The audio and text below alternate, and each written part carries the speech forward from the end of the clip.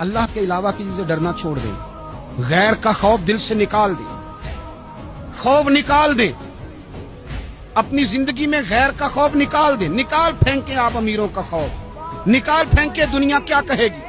याद रखना, इज्जतें भी रब देता है, जिल्लतें भी उसकी मशीयत का तकाजा होती हैं, रिस्क का मालिक भी अल्लाह है। हजरत मौला अली से किसी ने कहा कि आप अपने साथ हारस क्यों नहीं रखते, गनमैन क्यों नहीं रखते, बॉडीगार्ड क्यों नहीं रखते?